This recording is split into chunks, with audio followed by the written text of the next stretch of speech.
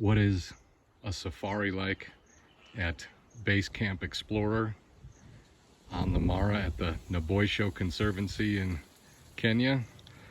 I'm shooting this video from my porch, and in the foreground there, this video taken on my many years old iPhone, all of those are baboons, all spread out there across the landscape here, right from my tent enclosure, and I'll show you that. Excuse the mess, but that's where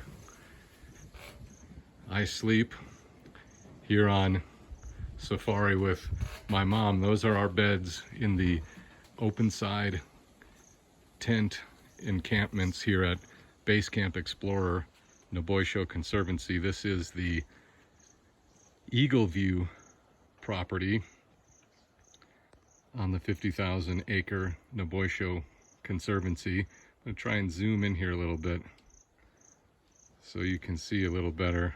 There you go, the baboons from the balcony at Naboisho. How about that? I mean, is that any good, or is that any good? You saw a little baby there run over to its mother, I'm assuming. In the background, if we looked, I'm sure we'd see wildebeest, gazelle. Fantastic bird life here. And again, this is from my balcony. There are 9 tent accommodations here at the Eagle View property, operated by Basecamp Explorer on the Naboisho Conservancy in Kenya.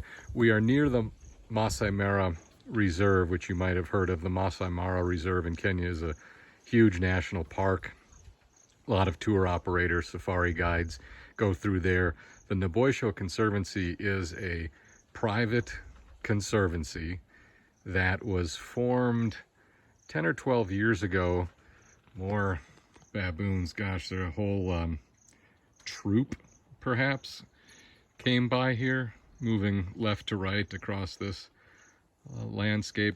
Anyways, the Naboisho Conservancy, Naboisho means come together, was formed as a partnership between a number of local Maasai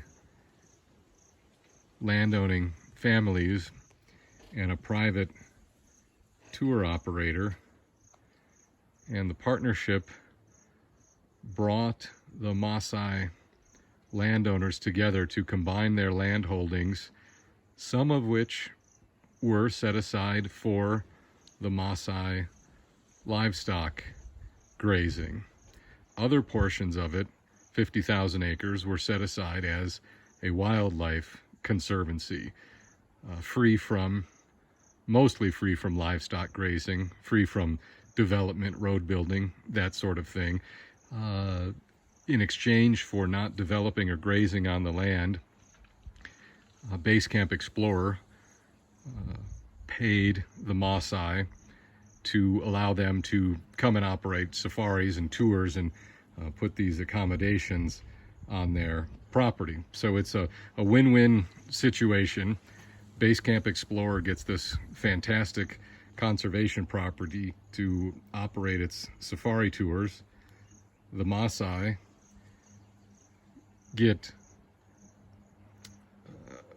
regular and sustainable income from Basecamp Explorer, essentially for renting their land for safaris, because there is an economic incentive for the Maasai to put their land in a conservation easement, essentially what we call it in the United States like this. There's almost no poaching on the area because the Maasai want to keep the poachers out to maintain the conservation value for the Basecamp Explorer tours, and because the Maasai are receiving monthly steady income from Basecamp in exchange for not grazing or developing this land, they don't have the economic incentive to poach themselves if anyone among the tribe wanted to. So it's a real economic conservation win-win for both groups, and a model that is increasingly being copied around Africa.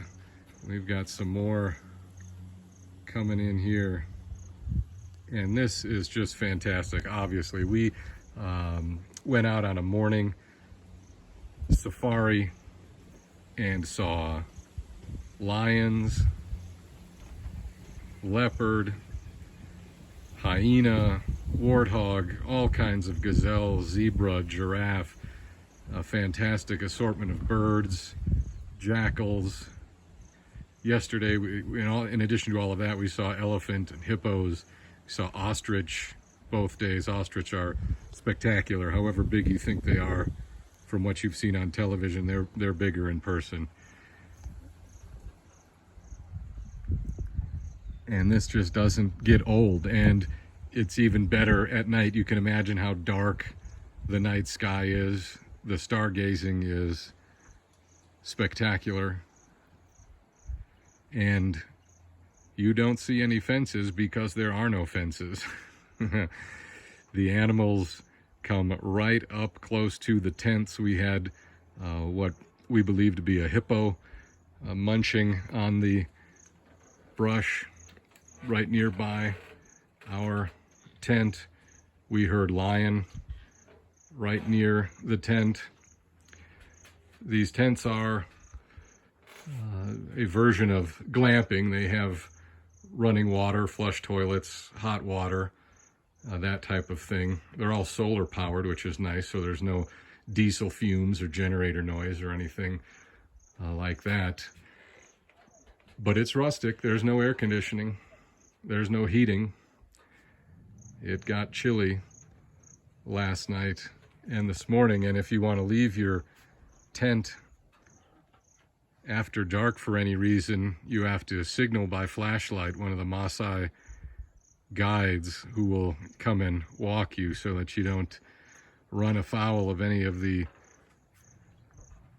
wildlife that meanders through camp. Cape buffalo, another species that we saw. So we've seen a good variety of the so-called big five: lion, elephant, hippo, Cape buffalo, rhinoceros. This section of the Mara does not have rhinoceros. It has all the rest. And if you were looking for a safari experience in Kenya, you would be hard-pressed to beat this. We flew into Nairobi direct from JFK on Kenya Airways, a new flight that started to be offered in 2018. No longer having to route through Europe or the Middle East to visit Eastern Africa, and boy, does that make it easy. It's a long flight, 13 hours, but from JFK to Nairobi, and then about a 4-hour car ride, and this is what you've got waiting for you at Basecamp Explorer. This is Eagle View, and I'll be posting some other videos from additional camps we'll be visiting on our trip here to the Mara, the Naboisho Conservancy in Kenya.